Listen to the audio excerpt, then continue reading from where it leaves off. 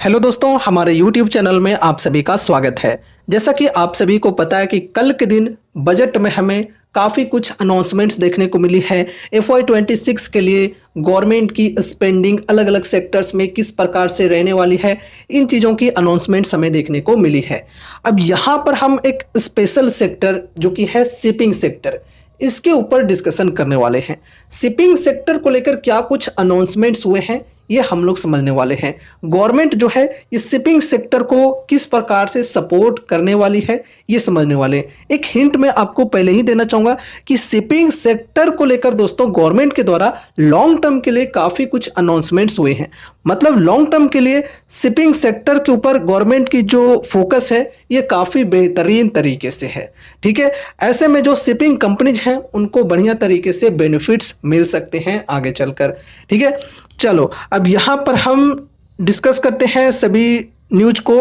तो देखो यहाँ पर कही जा रही है, वित्त मंत्री निर्मला सीतारमण ने शनिवार को घोषणा की कि समुद्री क्षेत्र यानी कि मैरीटाइम सेक्टर को बढ़ावा देने के लिए 25,000 करोड़ रुपये का समुद्री विकास फंड यानी कि मैरीटाइम डेवलपमेंट फंड बनाया जाएगा। ठीक है, तो देखो समुद्री सेक्टर को यानी कि मैरीटाइम सेक्टर को बढ़ावा देने के लिए यहाँ पर मैरीटाइम डेवलपमेंट फंड बनाने की बातें हो रही है, जिसमें 25,000 करोड़ रुपए की इन्वेस्टमेंट होने वाली है। इस चीज़ को थोड़ा विस्तार से समझते हैं। देखो ये जो फंड है इसका इस्तेमाल कहाँ पर होगा ये समझते हैं। अब तो यहाँ पर कही जा रही है यह लंबी अवधि के वित्त पोषण यानी कि लॉन्ग टर्म फाइनेंसिंग के लिए बनाया गया है। इसमें 49% निवेश सरकार करेगी, बाकी राशि बंदरगाहों यानी कि पोर्ट्स और निजी क्षेत्र यानी कि प्राइवेट सेक्टर से जुटाई जाएगी। 2030 तक इस फंड से समुद्री क्षेत्र में 1.5 लाख करोड़ तक का निवेश लाने का लक्ष्य है।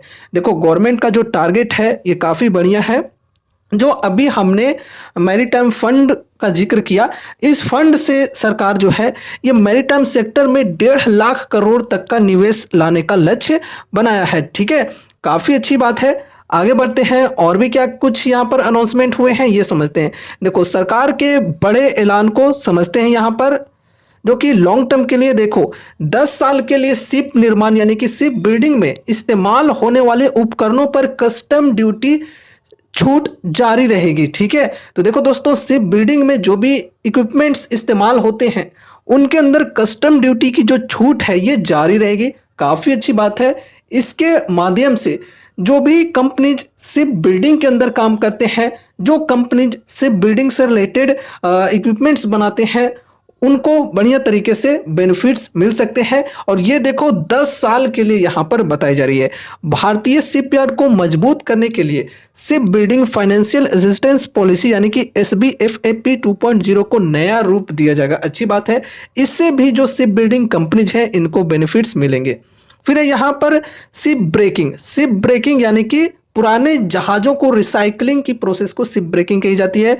तो शिप ब्रेकिंग को बढ़ावा देने के लिए शिप ब्रेकिंग क्रेडिट नोट योजना शुरू की जाएगी। अच्छी बात है। स्क्रैप मूल्य का 40% क्रेडिट मिलेगा। ठीक है, स्क्रैप मूल्य जो है इसका 40% क्रेडिट मिलेगा और इस अमाउंट का इस्तेमाल कहाँ पर होगा, जिसे नए भारतीय जहाज खरीदने में उपयोग किया जा सकता है। अच्छी बात है। बड़े जहाज़ों को इंफ्रास्ट्रक्चर मास्टर लिस्ट में शामिल किया जाएगा। नदी मार्गों को बढ़ावा देने के लिए टनेज टैक्स स्कीम अब भारतीय जलयान अधिनियम 2021 के तहत रजिस्टर्ड जहाज़ों पर भी लागू होगी।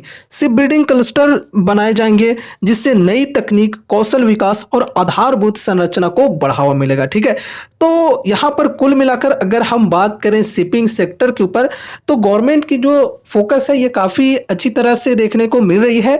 और ये ज़रूरी भी है अभी दोस्तों, क्योंकि ग्लोबली वाइज अगर हम बात करें तो शिपिंग सेक्टर में इंडिया जो है ये काफ़ी पीछे है। ठीक है, बहुत पीछे है। तो अभी सरकार का जो सपोर्ट है ये शिपिंग सेक्टर के ऊपर मिलना काफ़ी ज़रूरी है, ताकि शिपिंग सेक्टर के अंदर ग्रोथ आए। ठीक है, शिपिंग सेक्टर भी एक बहुत ही इम्पोर्टेंट सेक्टर होता है किसी भी देश के लिए। तो अगर इसी प्रकार से सपोर्ट मिलती रही तो फिर हमारे जो शिपिंग सेक्टर के कंपनीज हैं इनको बढ़िया तरीके से सपोर्ट मिल सकती है। अब इसमें यहाँ पर हम चाहे सिर्फ बिल्डिंग कंपनीज की बात करें या फिर जो शिपिंग के अंदर ट्रांसपोर्ट एंड पैसेंजर के तौर पे काम करते हैं उनकी बात करें, तो इन कंपनीज को बढ़िया तरीके से बेनिफिट्स मिल सकती है आगे चलकर।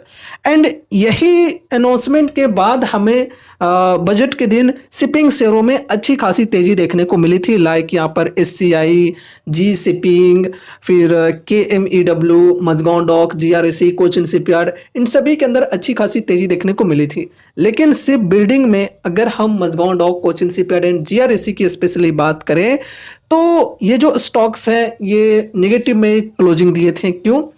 क्योंकि देखो फिर डिफेंस सेक्टर को लेकर खबर कुछ ऐसी आ गई थी जो कि मार्केट को ठीक नहीं लगा और इस वजह से इन शेयरों में भी गिरावटें देखने को मिली हैं।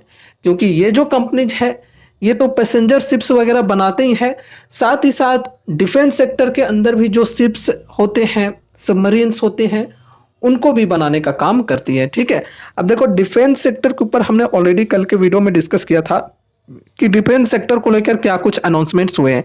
देखो दोस्तों, शॉर्ट में अगर हम डिस्कस करें तो पिछले साल के कंपैरिजन में ग्रोथ तो हुई है एलोकेशन में, तकरीबन 9.53% ज़्यादा की एलोकेशन इस बार मिली है पिछले बार के कंपैरिजन में। तो ठीक है, लेकिन मार्केट की जिस प्रकार की एक्सपेक्टेशन थी वैसे यहाँ पर एलोकेशन नहीं मिली है। अब देखो यहाँ पर अमाउंट की बात करें कि कितने की एलोकेशन मिली है डिफेंस सेक्टर को, तो 6.8 लाख करोड़ की मिली है। लेकिन इसमें ऐसी बात यह है कि ऐसा नहीं है कि ये जो 6.8 लाख करोड़ रुपए के एलोकेशन मिले ये सभी डिफेंस कंपनीज को ही मिल जाएंगे, बिल्कुल नहीं। डिफेंस सेक्टर में काफ़ी सारे अलग अलग सेगमेंट्स होते हैं, तो सभी सेगमेंट्स को मिलाकर ये जो एलोकेशन है ये दिया गया है। लाइक जो हमारे सेना लोग हैं उनको पेमेंट्स करने होते हैं, फिर मतलब बॉर्डर रोड जो होता है वो बनाने होते हैं और भी काफ़ी सारी चीज़ों में इस्तेमाल किए जाते हैं पैसे को। ठीक है, तो ये सभी चीज़ों के अंदर इन्वेस्टमेंट होने वाली है। अब देखो यहाँ पर अगर हम स्पेशली कैपिटल एक्सपेंडिचर की बात करें तो इसके अंदर 1.8 लाख करोड़ रुपए का अप्रॉक्स एलोकेशन दिया गया। मतलब नए हथियार, युद्धपोत और जो लड़ाकू विमान वगैरह हैं इनको खरीदने के लिए सिर्फ 1.8 लाख करोड़ रुपए का इस्तेमाल किया जाएगा 6.8 लाख करोड़ रुपए में से। ठीक है, अब देखो दोस्तों, ये जो 1.8 लाख करोड़ रुपए की अमाउंट है, ये जो एलोकेशन है, ये पिछले बार के कंपैरिजन में थोड़ा ज़्यादा तो है, लेकिन मार्केट की जो एक्सपेक्टेशन थी उस हिसाब से यहाँ पर हमें नहीं देखने को मिली है और इसी वजह से डिफेंस शेयरों में गिरावटें देखने को मिली है, चाहे वो डिफेंस के अंदर सिर्फ बिल्डिंग सेगमेंट के अंदर ही काम क्यों ना करती हो, उनके अंदर भी गिरावटें देखने को मिली है। ठीक है, तो ये रही हमारी आज की वीडियो जिसमें हमने शिपिंग सेक्टर के ऊपर डिस्कशन किए हैं।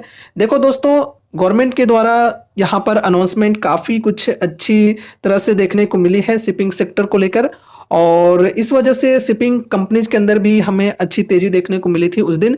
अब देखो दोस्तों, ये ऐलान आने के बाद, ये अनाउंसमेंट आने के बाद हमें ये कुछ समझने को मिल रहा है कि शिपिंग कंपनीज को गवर्नमेंट के द्वारा आगे चलकर बढ़िया तरीके से सपोर्ट मिल सकती है और शिपिंग कंपनीज के अंदर ग्रोथ आ सकती है। ठीक है, क्योंकि अभी देखो ग्रोथ की जो चांसेज हैं ये काफ़ी ज़्यादा है, क्योंकि शिपिंग सेक्टर में ग्रोथ की बहुत ज़्यादा ज़रूरत है इंडिया में। तो ऐसे में शिपिंग जो कंपनीज हैं इनमें भी ग्रोथ की पोटेंशियल काफ़ी ज़्यादा है, बशर्ते गवर्नमेंट का जो सपोर्ट है ये मिलने चाहिए। ठीक है, तो ये रही हमारी आज की वीडियो।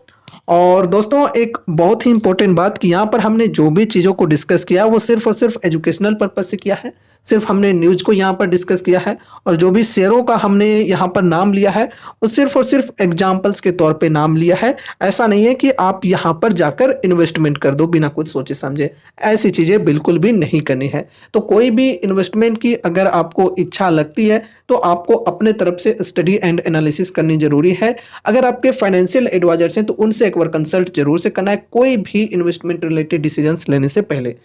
तो ये रही हमारी आज की वीडियो। उम्मीद है कि इस वीडियो के माध्यम से आपको कुछ यूजफुल इन्फॉर्मेशंस मिलेंगे। तो वीडियो को लाइक करके चैनल को सब्सक्राइब कर देना और मिलते हैं अगले नए वीडियोज के साथ। तब तक के लिए बाय बाय।